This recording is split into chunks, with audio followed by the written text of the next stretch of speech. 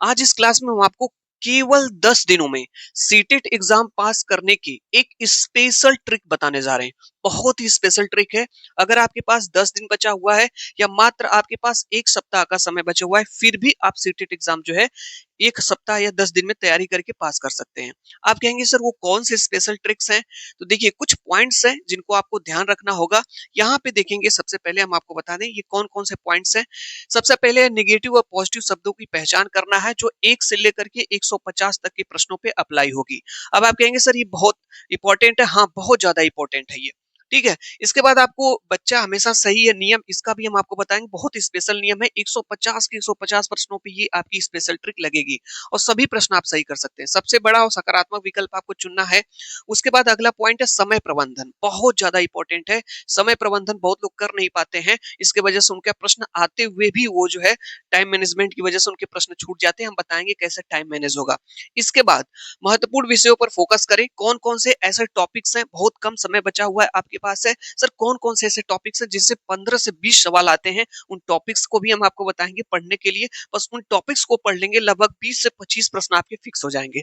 इसके बाद यहाँ पे आप देखेंगे पिछले वर्षों के प्रश्न, यही सबसे महत्वपूर्ण है। आपको पिछले वर्षों के प्रश्न कहाँ से मिलेंगे, पीवाईक्यू कहाँ से करना है 10 दिन में या एक सप्ताह में।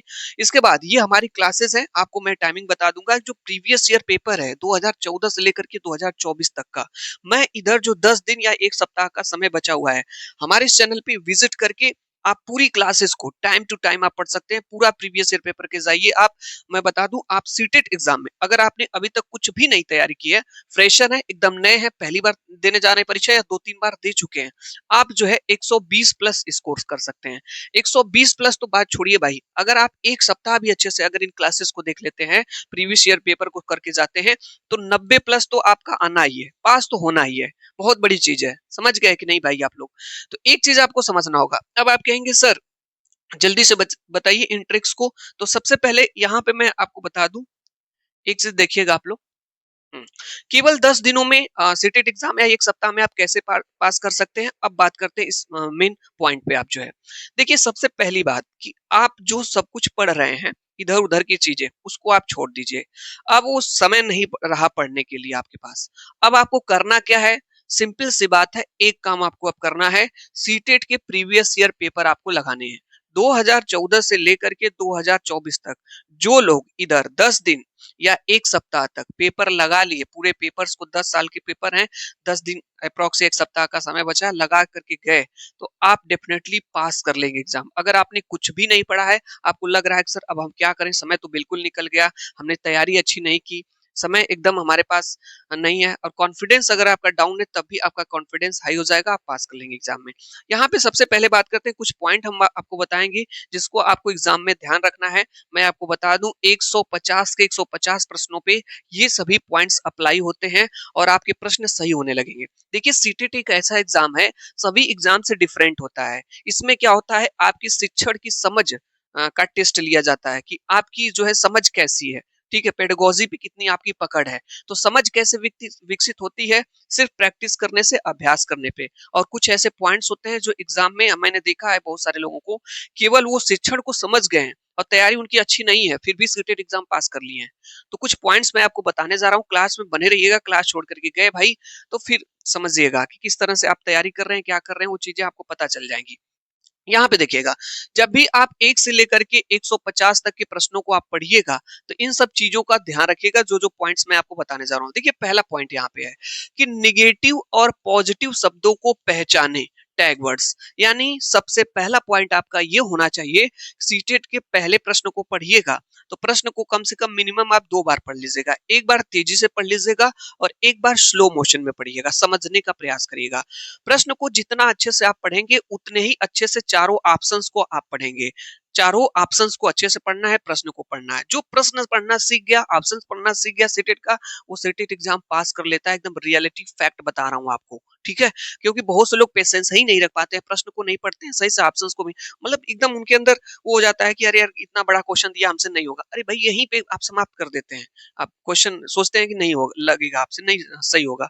ये नहीं धारणा बना के रखनी है। पहला काम प्रश्न को अच्छे से पढ़ना है। एक बार फास्ट एक बार धीमे ऑप्शंस को अच्छे पढ़ इतना काम कर लेंगे। उसके बाद आपको ध्यान रखना है नेगेटिव और पॉजिटिव टैग वर्ड्स का। तो नेगेटिव और पॉजिटिव टैग वर्ड्स की हमारे चैनल पे एक कंप्लीट क्लास मैंने कई बहुत सारी क्लासेस बनाई हैं। एक तो पूरा कंबाइंड बनाया है क्लास सीडीपी के लिए, हिंदी के लिए, एसएसटी के लिए सब पूरा बनाया है। जाकर के वहां देख सकते हैं। सबसे पहले काम है प्रश्न को अच्छे से पढ़ेंगे, उसके बाद ऑप्शंस को पढ़ लेंगे, उसके बाद नेगेटिव और पॉजिटिव शब्दों की पहचान करेंगे। अगर प्रश्न हमारा सकारात्मक पूछा गया है तो आंसर उसमें से जो पॉजिटिव होगा उसको हम सेलेक्ट कर लेंगे। यानी प्रश्न का आंसर देते समय एक बात का विशेष ध्यान रखिएगा। सबसे मूल मंत्र आपको बता रहा हूं कि जो पॉजिटिव लगे आपको वही ऑप्शन आपको टिक करिएगा, वही आपका आंसर सही होगा। तो कैसे होगा सर? सीटेट में पेडागोजी का बहुत बड़ा हिस्सा होता है। आप विकल्पों में इन शब्दों को देख करके सही विकल्प चुनिए। जैसे पॉजिटिव मतलब सही उत्तर होने की संभावना। जैसे मैं कुछ बता दे रहा हूं जो एकदम 150 प्रश्नों में अप्लाई हो सकता है। जैसे यदि किसी ऑप्शन में अगर आपको अवसर देना मिल जाए, जिसे इंग्लिश में अपॉर्चुनिटी मिल जाए, उसके बाद सक्रिय जुड़ाव मिल जाए, या अन्वेषण, अन्वेषण मतलब बच्चा जो कोई चीज खोज करके नई नई चीजों को खोज करके सीखता है तो उसको अन्वेषण का मतलब होता है खोज। और उसके बाद प्रोत्साहित करना और समावेशी शिक्षा, और इसके बाद विविध और ये संदर्भ, ये इतने ज्यादा इंपॉर्टेंट है कि 150 प्रश्नों में से लगभग 20 से 25 प्रश्नों में सिर्फ इनसे आप सही कर सकते हैं। इन सभी वर्ड्स को एक बार दिमाग में फिट कर लिए। अवसर देना, अन्वेषण, खोज, सक्रिय जुड़ाव, प्रोत्साहित करना, समावेशी शिक्षा की बात जहाँ पे किया। समावेशी शिक्षा का मतलब इंक्लूसिव एजुकेशन, मतलब जहाँ पे सभी बच्चे हमारे लिए क्या होते हैं, समान होते हैं। कहीं आपको डिस्क्रिमिनेशन नहीं करना है, बच्चों में भेदभाव नहीं करना है। ठीक है, ये समझ में आ गया होगा। दूसरी चीज मैं आपको बताता हूँ। अगर आप सीडीपी का पोर्शन कर रहे हैं तो अपने आप को एक सीडीपी का शिक्षक मानिएगा, बाल विकास का। और बच्चे को जो है आप जिस भी ऑप्शन में बच्चा सक्रिय होगा, बच्चे के लिए एकदम पॉजिटिव आंसर होगा, उसी को आपको सेलेक्ट कर लेना है। ठीक है, अगर मैथ कर रहे हैं तो मैथ के टीचर अपने आप को मानिएगा, और हिंदी कर रहे हैं तो हिंदी के शिक्षक या शिक्षिका अपने आप को मानिएगा। ये समझ में आ गया होगा। निगेटिव में क्या है कि गलत उत्तर होने की संभावना। अगर किसी ऑप्शन में ये सभी टैग वर्ड आते हैं तो ये सभी गलत होंगे। जैसे रटना, जैसे बच्चों को रटाया जा रहा है किसी चीज को, तो ये आपका गलत है, मेमोराइज। ठीक है, उसके बाद केवल मात्र, और केवल मात्र के साथ एक और वर्ड मैं बता दे रहा हूं, ही। ठीक है, क्या बता रहा हूँ, ही। इसको भी देख लीजिए, केवल है, मात्र है और ही किसी ऑप्शन में है, तुरंत वहां पे कट कर दीजिएगा, वो ऑप्शन आपका नहीं होगा। दंड देना बच्चों को नहीं चलेगा। बच्चों को ग्रेडिंग, नंबर देना, अंक देना, ये सब नहीं होगा। बच्चों को बोझ समझना ये नहीं, हतोत्साहित करना बच्चों को। अगर ये किसी ऑप्शन में ये सब ऑप्शंस फील करा रहे हैं, कोई ऑप्शन ऐसा फील करा रहा है जिसमें बच्चों को रटाया जा रहा है, केवल मात्र ही, दंड देना, ग्रेडिंग, ये सारी चीजें आ रही हैं, तो ऑप्शन आपका नहीं सही होगा। 150 के 150 प्रश्नों पे ये चीजें अप्लाई हुई। पहला पॉइंट जो मैंने आपको बता दिया, मैं आपको बता दूं बहुत बेहतरीन चीज बता रहा हूं। अगर इसका ध्यान रख ले गए तो सिर्फ इससे आपके 150 में से 20 प्रश्न आपके यहाँ से सही हुए। 20 ऐसे आएंगे सिर्फ इन्हीं टैग वर्ड्स पे। ध्यान से स्क्रीनशॉट ले लीजिएगा, देख लीजिएगा। अब दूसरा पॉइंट यहाँ पे बात करते हैं। दूसरा पॉइंट क्या आपके पास है? बच्चा हमेशा सही है, नियम। ये भी 1 से लेकर के 150 तक के प्रश्नों में ध्यान रखना है। जैसे आप एक शिक्षक हैं, एक टीचर हैं के रूप में सोचते समय हमेशा आप याद रखें, अगर आप एक शिक्षक है, शिक्षिका है, हमेशा आपको याद रखना पड़ेगा कि जो बच्चा होता है कभी गलत नहीं होता है। अगर बच्चा फेल हो रहा है तो सिस्टम या शिक्षण पद्धति गलत है। हमेशा उस विकल्प को चुने जो बच्चे के हित में है। यानी कि बच्चे को किसी भी हिसाब से गलत नहीं ठहराना है, बच्चे को हमेशा सक्रिय रखना है। बच्चा हमेशा गलत भी है, फेल भी हो रहा है तो बच्चे की गलती नहीं है, वो सिस्टम की गलती है, शिक्षक की गलती है। बच्चे को किसी भी हिसाब से आपको गलत नहीं ठहराना है। जिस भी ऑप्शन में ऐसा फील हो कि ये इस वाले ऑप्शन में बच्चे को गलत ठहराया जा रहा है, गलत बताया जा रहा है, इसका मतलब वो ऑप्शन आपका नहीं होगा। हमेशा उस ऑप्शन को सेलेक्ट करना है जिस ऑप्शन में आपका बच्चे के हित की बात किया जाए। ठीक है, यहाँ पे बच्चे को केंद्र मानना है, यानी हमेशा आंसर देते समय बच्चे का विशेष ध्यान रखना है। मैंने कहा ना, अपने आप को एक शिक्षक मानिएगा, बालक को सामने मारे रखिएगा, पेपर के सामने, और देखिएगा कौन सा चारों ऑप्शन में से बालक के लिए सही है, वही ऑप्शन आपका सही हो जाएगा। यानी बालक को केंद्र मानना है, यानी बाल केंद्रित शिक्षा का ध्यान देना है। यानी जो केंद्र होगा शिक्षा का, वो जो केंद्र होगा एजुकेशन का, वो होगा बाल, मतलब बालक होगा। कौन होगा? बालक होगा। शिक्षा नहीं हो, सॉरी, शिक्षक नहीं होगा। ठीक है, पुस्तक नहीं होगी, हमेशा बालक ही केंद्र होगा, शिक्षा का बालक ही सब कुछ है। ठीक है, यहाँ पे देखते हैं, एक मिनट भाई थोड़ा सा इसको एडजस्ट करता हूँ। यहाँ पे यहाँ पे दिया है लोकतांत्रिक वातावरण को बढ़ावा दें। ठीक है, लोकतांत्रिक वातावरण को बढ़ावा दें, ये हो गया। चलिए अगले पॉइंट पे बात कर लेता हूँ। यहाँ पे ये भी सेम चीज है, 1 से लेकर के 150 तक के प्रश्नों को करते समय इन बात का भी ध्यान आपको रखना है। यहाँ पे देखिए जो तीसरा पॉइंट है, सबसे बड़ा और सकारात्मक विकल्प। कई बार ऐसा होगा, कई प्रश्नों में आपका ऐसा होगा, जैसे 1 से लेकर के 150 प्रश्नों में आप फंसेंगे। कुछ ऐसे प्रश्न होंगे जिनमें आप जिनमें आप उस ट्रैप में चारों ऑप्शंस में से फंस जाएंगे। ठीक है, जैसे चारों ऑप्शंस में से आपको लगेगा कई प्रश्न में कि 2 ऑप्शन आप हटा देते हैं, 2 ऑप्शन में आप फंस जाते हैं। तो जब आपको किसी प्रश्न का आंसर नहीं आ रहा हो, किसी ट्रैप में फंस रहे हो आंसर में, तो ये वाली ट्रिक आप अपना सकते हैं। वो तीसरी ट्रिक है यहाँ पे, सबसे बड़ा जो ऑप्शन होगा उसको आप टिक कर सकते हैं, और आप पढ़ करके जो सबसे उसमें पॉजिटिव आंसर लगे उसको आप सेलेक्ट कर लीजिएगा, आपका आंसर सही हो जाएगा। लेकिन किसको ध्यान रख करके, बालक के हित में आंसर होना चाहिए। जैसे अक्सर हमेशा जो है, अक्सर अक्सर जो होता क्या है, हमेशा नहीं पर 80% मामलों में जो विकल्प सबसे लंबा, विस्तृत मतलब विस्तृत होता है और सकारात्मक होता है, वही सही उत्तर होता है। इसमें अक्सर क्यों और कैसे का गहरा अर्थ छिपा होता है। कितनी बेहतरीन लाइन यहाँ पे लिखी गई है यहाँ पे। ठीक है, देखिए अक्सर ऐसा देखा जाता है, 100 का 100% तो नहीं कह सकते, लेकिन 80% मामलों में होता क्या है कि जो सबसे बड़ा विकल्प और जो सबसे ज्यादा विस्तृत होता है और सकारात्मक होता है, देखिए सबसे बड़ा, विस्तृत और सकारात्मक होगा, वही सही उत्तर होगा। लेकिन ऐसे कैसे पहचानेंगे सर? तो उससे प्रश्न करिएगा उस ऑप्शन में, क्यों, कैसे, इस तरह का अर्थ गहरा छिपा होता है। आप जो है 150 के 150 प्रश्नों में ये चीज आपको अप्लाई करनी है। इससे भी आपके लगभग, मैं आपको बता दूं, 20 से 25 प्रश्न आप सही कर सकते हैं। इतना तो आप सही कर ले जाएंगे सिर्फ इससे। ठीक है, चलिए यहाँ पे अगला पॉइंट है, यहाँ पे बात करते हैं समय मैनेजमेंट, टाइम मैनेजमेंट की बात यहाँ पे करते हैं। आपके साथ भी ऐसा हो सकता है 8 फरवरी के दिन कि टाइम मैनेजमेंट की दिक्कत आ सकती है, लेकिन उसके पहले आपको प्री प्लानिंग करनी होगी कि सर ऐसा हम क्या करेंगे। जैसे देखिए जो कोई भी अगर पहली बार जाकर के परीक्षा दे देगा ना, तो पक्का टाइम मैनेज नहीं कर पाएगा सीटेट 150 के 150 प्रश्नों में। लेकिन उसके लिए मैं आपको बता रहा हूँ, आपका टाइम बिल्कुल मैनेज हो जाएगा, कुछ नहीं, आपका एक भी प्रश्न नहीं छूटेगा। देखिए यहाँ पे नो नेगेटिव मार्किंग, सबसे पहले तो ये जान लीजिए, इसमें कोई भी नेगेटिव मार्किंग नहीं होती है। चूंकि गलत उत्तर के लिए अंक भी नहीं कटते हैं, इसलिए एक भी प्रश्न खाली न छोड़ें। एक भी प्रश्न आपको नहीं छोड़ना है, सब प्रश्न करके आना है। माइनस मार्किंग तो है नहीं, तो क्यों छोड़ेंगे प्रश्न? फिर भी कुछ लोगों के प्रश्न छूट जाते हैं, सिर्फ उसका रीजन है टाइम मैनेजमेंट, ये नहीं कर पाते हैं। मैं बताऊंगा उसके लिए। यहाँ पे देखिए, पैराग्राफ पहले न पढ़े। जैसे हिंदी, अंग्रेजी या जितने भी लैंग्वेज है, मराठी है, तेलुगु है, तमिल है, जितनी भी भाषाएं हैं, उर्दू है, जितनी भी संस्कृत है, जितनी भी भाषाएं हैं, अगर आप भाषाओं वाला पोर्शन कर रहे हैं तो आपको पता है उसमें 15 प्रश्न आपका, जैसे आप हिंदी कर रहे हैं तो हिंदी में 15 प्रश्न आपके पेडागोजी के पूछे जाएंगे, और 15 प्रश्न आपके पैसेज पे, गद्यांश और पद्यांश पे आधारित होते हैं। सेम यही पैटर्न संस्कृत में भी होता है, उर्दू में भी होता है, सभी विषयों में होता है। 15 प्रश्न आपके पैसेज से आते हैं, गद्यांश पद्यांश आते हैं।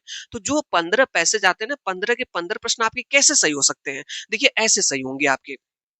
उसमें करना क्या होगा, जैसे हिंदी, अंग्रेजी या कोई भी विषय सॉरी भाषा है, उसके अगर आप गद्यांश और पैसेज को हल करते समय सबसे पहले पहले प्रश्नों को पढ़ें। सबसे पहले आपको क्या पढ़ना होगा? प्रश्नों को पढ़ना होगा। एक बार पैसेज देखने से पहले उसके नीचे जो प्रश्न है, सरसरी नजर से उन प्रश्नों को पढ़ लीजिए। उसके बाद पेंसिल या पेन लिए होंगे, फिर पैसेज को पढ़िए, तो आपको ज्यादा समझ में आएगा कि प्रश्न क्या पूछा गया था। तो जो पैसेज आप पढ़ेंगे उसको काफी अटेंशन से पढ़ेंगे, ध्यान से आप पढ़ेंगे। ये सबसे बेस्ट तरीका है, जरूर अप्लाई करिएगा, आपके सभी प्रश्न सही हो जाएंगे, ये हो जाएगा। फिर पैसेज में उत्तर ढूंढें, इससे आपका काफी समय बचेगा। ये सबसे बेस्ट तरीका मैंने आपको बताया है, इस बात का आप ध्यान रखिएगा, इंपॉर्टेंट आपके लिए, ठीक है। पहले प्रश्न फिर पैसेज पे जाएंगे, समय बचाने के लिए, बेहतरीन सही करने के लिए, और एक भी प्रश्न आपको छोड़ना नहीं है। दूसरी चीज है कि टाइम मैनेजमेंट कैसे होगा। टाइम मैनेजमेंट के लिए मैं अभी आपको बताता हूं अंत में क्या करना होगा आपको। यहाँ पे देखिएगा, कुछ ऐसे महत्वपूर्ण विषय हैं जिस पे आपको बहुत ज्यादा फोकस करना है, और यहाँ से 15 से 20 प्रश्न तो कम बता रहे हैं, लगभग 30 प्रश्न आपके एग्जाम में आएंगे 150 प्रश्नों में। कौन कौन से हैं भाई, इनको आप जरूर पढ़ लीजिएगा, ठीक है, एग्जाम से पहले। अरे ये ना मैं आपको बता दूं ना, ये ज्यादा नहीं है, बस आप 1-2 दिन लगेगा पढ़ने में, इनको पढ़ ले जाएंगे। जैसे 5 से 6 टॉपिक्स हर साल एग्जाम में आता है, कोई ऐसा साल नहीं है जिसमें गैपिंग की सीटेट के द्वारा की गई है। तो यहाँ पे हर साल जीन पियाजे महोदय को जरूर पढ़िएगा, 2 से 3 प्रश्न, वाइगोस्की से 2 से 3 प्रश्न, कोहलवर्ग से 2 से 3 प्रश्न, इनकी थ्योरी को एकदम रट लीजिए, टैगवर्ड्स पे इनके काम कर लीजिए, इनकी थ्योरी को रट लीजिए। 10 मैं बता रहा हूँ लगभग लगभग इन तीनों लोगों से मिलाकर के 12 से 15 क्वेश्चन एग्जाम में आपके आएंगे।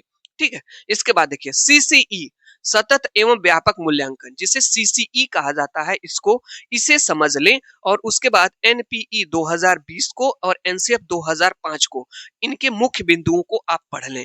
तो क्या क्या पढ़ना है, जीन पियाजे, वाइगोस्की और कोहलवर्ग, ये 3 महत्वपूर्ण वैज्ञानिक है, बढ़िया से पढ़ लीजिए। इनके लिए मैं टैगवर्ड्स वाली आप लोग कहेंगे तो क्लास भी प्रोवाइड कर दूंगा, एक भी क्वेश्चन इनसे गलत नहीं होगा, बस टैगवर्ड्स की। इसके बाद सीसीई को आपको पढ़ना है, सतत एवं व्यापक मूल्यांकन। और इसके बाद एनईपी और एनसीएफ 2005। और मैं कह रहा हूँ एक और टॉपिक आप पढ़ लीजिएगा, समावेशी शिक्षा, इंक्लूसिव एजुकेशन को आप पढ़ लीजिएगा। और मैं आपको बता रहा हूँ यहाँ से आपके सीधे 30 नंबर आपके प्लस हो जाएंगे, 30 नंबर, अगर इन टॉपिक्स को पढ़ करके समझ के जाते हैं तो। सोच लीजिए यही बस टॉपिक्स है, अगर बेहतरीन तरीके से आप समझ लेते हैं तो ये महत्वपूर्ण था। इसके बाद छठवां पॉइंट, पिछले वर्ष के प्रश्न पीवाईक्यू ही कुंजी। अब मैं जो बताना चाहता था आपको, जो बताना चाहता था, रियल में समझाना चाहता था, मेरी आप लोगों से रिक्वेस्ट रहेगी, हाथ जोड़ के विनती रहेगी भाई, कि अगर आप सच में सीटेट एग्जाम इस बार का पास करना चाहते हैं तो जरूर इसको आप मतलब जो है, जो भी समय आपके पास बचा है, 7 दिन, 5 दिन, 10 दिन, 12 दिन, 15 दिन, जो भी आपके पास समय है, इसको आप जरूर करिए। क्योंकि अब आप सोच रहे होंगे कि पूरा सिलेबस हम पढ़ लेंगे, कंप्लीट कुछ नहीं होगा। मैंने देखा है मेरे भाई, 10 दिन में या 1 सप्ताह में भी लोग सीटेट एग्जाम क्लियर कर लेते हैं, बस उनके अंदर शिक्षण की समझ विकसित हो जाती है। वो कैसे होती है, इससे होती है। अब आप कहेंगे सर ये क्या करना है, थोड़ा आप बता दीजिए। कह तो रहे हैं हम लोग क्या करेंगे, अब मैं बता रहा हूँ आपको करना क्या है। ठीक है, यहाँ पे देखिए, सीटेट में प्रश्न बहुत ज्यादा रिपीट होता है। सबसे पहली बात है, सीटेट में 150 प्रश्नों में से लगभग 70 से 80 प्रश्न आपके रिपीट होते हैं। आप कहेंगे सर हूबहू वही प्रश्न आ जाते हैं क्या? नहीं, हूबहू नहीं आते हैं, लेकिन हूबहू आते हैं। अब कहेंगे सर क्या बात कर रहे हैं? बिल्कुल हूबहू आते हैं, उसी शब्दों को घुमा फिरा के इधर उधर बताया जाता है, प्रश्न को बना दिया जाता है। उसके बाद पिछले 5 साल के पेपर्स को हल करने से आपको पैटर्न का 70% आइडिया लग जाएगा। यानी 150 प्रश्नों में से लगभग 70 से 80 प्रश्न का आइडिया, सिर्फ एकदम वही प्रश्न आ सकते हैं, उसी तरीके के प्रश्न आ सकते हैं, केवल 5 साल का पेपर आप लगा लेंगे तो। ठीक है, यहाँ पे देखिए अगला पॉइंट आपको प्रो टिप दे रहे हैं। यहाँ पे क्या है भाई, अगर आप किसी प्रश्न में उलझ जाएं, कई बार ऐसा होगा जब आप किसी प्रश्न में उलझ सकते हैं और समझ में न आए, तो एलिमिनेशन मेथड आपको अपनाना होगा। एलिमिनेशन मेथड क्या होता है सर, बताइए थोड़ा सा। देखिए यहाँ पे उन विकल्पों को काट दें। एलिमिनेशन मेथड क्या होता है, उन विकल्पों को काट दें जो विकल्प गलत लग रहे हैं, अंत में आप सही उत्तर तक पहुंच जाएं। एलिमिनेशन मेथड क्या होता है मैं आपको बता दूं, जैसे आपने कोई प्रश्न पढ़ा यहाँ पे, और इसके बाद ये पहला, दूसरा, तीसरा और चौथा ऑप्शन आपको है, तो प्रश्न का आंसर देने का 2 तरीका होता है। पहला, जैसे आपने प्रश्न पढ़ा और आपको लगा कि इसमें दूसरा सही है, तो दूसरा आपने सही कर लिया। लेकिन कई बार ऐसा होगा, जब आप प्रश्न पढ़ेंगे उन चारों ऑप्शंस में से आपको समझ ही में नहीं आएगा कौन सा ऑप्शन सही है, उलझ जाएंगे। तो एलिमिनेशन मेथड भी काम आ जाता है कभी कभी। जैसे प्रश्न पढ़ा आपने और आपको लगा कि अरे यार इसमें पहला नहीं होगा, तीसरा नहीं होगा, चौथा नहीं होगा, तो जब आप पहला काट दिए, तीसरा काट दिए, चौथा काट दिए, तो बचा तो दूसरा ही। तो इस तरह से भी प्रयोग किया जाता है, तो इस तरह से भी आंसर दे सकते हैं। और हाँ, एक और पॉइंट आपको बताता हूँ, प्रश्न का आंसर देते समय प्रश्न पढ़ करके आंसर, सकारात्मक आंसर को ढूंढिए, सकारात्मक रहिए। प्रश्न का एग्जाम देते समय 8 फरवरी के दिन जाइएगा तो एकदम पॉजिटिव रहिएगा, सकारात्मक रहिएगा भाई एकदम। ठीक है, और सकारात्मक आंसर को ही आपको सेलेक्ट करना है। ठीक है, और ऐसे लोगों से दूर रहिएगा जो लोग कहेंगे अरे भाई 10 दिन में क्या करोगे, 1 हफ्ते में क्या करोगे, ये इतना नहीं है, मैंने ये पढ़ा, मैंने वो पढ़ा, कुछ लोग कहेंगे, उन लोगों से भाई दूर रहना है। ठीक है, आप अपने ऊपर अपना एग्जाम दे रहे हैं। कई बार ऐसा होता है जब आपकी मेंटोलिटी अच्छी नहीं, कई बेहतरीन तैयारी करके जाते हैं और एग्जाम हॉल के पास पहुंचते हैं, सेंटर के पास, तो कई लोगों के सानिध्य में ऐसे होते हैं जो आपको निगेटिव कर देते हैं बात बोल बोल करके, और आपको लगता है नहीं होगा। नहीं, पॉजिटिव में इतना पावर है ना, think positive be positive, be positive. अगर आप सकारात्मक सोचते हैं तो आपके साथ सकारात्मक होता है। तो हमेशा पॉजिटिव रहना भी है, पॉजिटिव आंसर भी सेलेक्ट का आपको करना है। ठीक है? ये बात आपको ध्यान रखनी है। ये बात हमने आपको बता दिया, ये आपको समझ में आ गई होगी। इसके बाद मैं आपको बता दूं, मैं अपने इस चैनल पे शुरू करने जा रहा हूँ। हमारा ये चैनल है विमलीश कोचिंग क्लासेस। यूट्यूब पे आप सर्च करेंगे इस चैनल को सब्सक्राइब कर लीजिए। 10 दिन का समय हो, 1 सप्ताह का समय बचा हुआ हो, जितना भी समय हो, 5 दिन, 7 दिन का, 10 दिन का, 12 दिन का, 15 दिन का, हम आपको कराने जा रहे हैं सीटेट का प्रीवियस ईयर पेपर, और वो भी आपको 2014 से लेकर के 2024 तक का। 1 सप्ताह में पूरा पेपर कराएँगे। ये क्लास का एकदम शेड्यूल हमने लगा करके रखा है, और अगर सच में आप बेहतरीन तैयारी करना चाहते हैं 7 दिन में या 10 दिन में, अगर प्रीवियस ईयर पेपर, इसमें हम सिर्फ प्रीवियस ईयर पेपर कराने जा रहे हैं। और जो लोग भी इस क्लास को अटेंड कर लिए, देख लिए, डेफिनेटली इस बार का सीटेट 2026 का एग्जाम पास कर लेंगे। पेपर फर्स्ट के लिए भी क्लास है, आपकी पेपर सेकंड के लिए। सबसे पहले बात कर लेते हैं हमारी लाइव क्लास का शेड्यूल क्या होता है। देखिए, हिंदी पेपर फर्स्ट या सेकंड, अगर आप हिंदी पेपर फर्स्ट या सेकंड की जो लाइव क्लास हम लेते हैं, रात को 9 बजे हमारी 9:15 पे लाइव क्लास शुरू होती है, जिसमें आपको हिंदी पेपर फर्स्ट के लिए या हिंदी पेपर सेकंड के लिए जो है प्रीवियस ईयर पेपर हमने स्टार्ट कर दिया है। अगर ये क्लास आज आप देख रहे हैं तो शाम को रात 9:15 पे आप लाइव हो सकते हैं, देख सकते हैं हमारे इस चैनल पे। आपको ये टेस्ट मिलेगा, और ये जो मैं पेपर ला रहा हूँ ना आपको, सीटेट का प्रीवियस ईयर पेपर ला रहा हूँ। अब आप कहेंगे सर प्रीवियस ईयर पेपर करने से क्या होगा, सीटेट का प्रीवियस ईयर पेपर करने से क्या होगा, 120 प्लस 90 प्लस कितने दिन में, 10 दिन में, या केवल 1 सप्ताह में आप पहुंच सकते हैं। ला इतना तो 90 पास तो होने से कोई नहीं रोक लेगा, अगर ये 1 सप्ताह या 10 दिन में आप कर लेंगे तो कोई नहीं रोक सकता। अगर कुछ भी नहीं पढ़ा है सीटेट में, तब भी डर लग रहा हो, कोई घबराने की जरूरत नहीं है, बस क्लास को अटेंड करिए, देखिए। और उसके बाद बाल विकास के लिए जो है पेपर फर्स्ट या सेकंड के लिए रात 10 बजे से लाइव क्लास होती है, तो आप लाइव क्लास से जुड़ सकते हैं। डेली लाइव क्लास चल रही है इसमें। 7 फरवरी तक हम कंप्लीट आपको पेपर इतना करा देंगे, 2014 से 2024 तक का। उसमें रफ पेन लेकर के बैठे रहिए, और वहां पे अपना असेसमेंट भी आप कर सकते हैं, किस तरह के पेपर आपकी 2026 में किस तरह का पेपर आएगा। क्यों भाई, इससे बेस्ट तो कुछ भी नहीं। इधर उधर की चीजें पढ़ना छोड़ दीजिए भाई। अगर अभी भी पढ़ेंगे, अगर ये चीज नहीं करेंगे, कुछ भी मत करिए। मैं तो कर रहा हूँ, कुछ भी मत करिए, सिर्फ पेपर सॉल्व कर लीजिए। अभी आप जो है इतना, बहुत बड़ी चीज है पेपर सॉल्व करना, इतना आसान नहीं होता है। ठीक है, चलिए। इसके बाद अगर आप CTET paper first, CTET math paper first के लिए पढ़ना चाहते हैं, तो सुबह 10 बजे आपको क्लास मिलेगी। ये आपको रिकॉर्डेड क्लास मिलेगी हमारे इस चैनल पे। ठीक है, ये CTET paper paper CTET math paper first के नाम से ही आपको प्लेलिस्ट भी मिल जाएगी। प्लेलिस्ट में जाकर के चेक कर सकते हैं, क्लास आपको मिल जाएगी। या वो जो है सीटेट मैथ पेपर 2 के लिए दोपहर 1 बजे आपको क्लास मिलेगी। और सीटेट अगर आप एसएसटी सोशल साइंस में पेपर 2 के लिए आप चाहते हैं कि 60 में आप 50 स्कोर करें, प्लस 50 स्कोर करें, तो आप जो है कि शाम को 4 बजे आप देख सकते हैं इस क्लास को। और सीटेट पर्यावरण पेपर फर्स्ट के लिए शाम 7 बजे क्लास मिलेगी आपको जो है। तो ये सब जो क्लास है, ये सब जो क्लास है आपको रिकॉर्डेड मिलेगी। ठीक है, उसके लिए चैनल को सब्सक्राइब कर लीजिए। और प्ले आप कहेंगे सर क्लास को हम खोजेंगे क्या जा करके? नहीं, खोजने की भी जरूरत नहीं है। प्लेलिस्ट वाले सेक्शन में जाइएगा, और वहां पे लिखा होगा सीटेट मैथ पेपर फर्स्ट। ठीक है, तो वहां पे सब क्लास आपको पेपर फर्स्ट की मिल जाएगी। अगर मैथ पेपर फर्स्ट के लिए पढ़ना चाहते हैं, तो मैथ पेपर 2 के लिए पढ़ना चाहते हैं, सीटेट मैथ पेपर 2 के लिए पढ़ना चाहते हैं, तो वहां पे भी इसी नाम से प्लेलिस्ट मिलेगी, उसमें भी आपको क्लास मिल जाएगी। और सीटेट एसएसटी पेपर 2 के नाम से भी प्लेलिस्ट मिल जाएगी, उसमें भी आपको क्लास मिल जाएगी।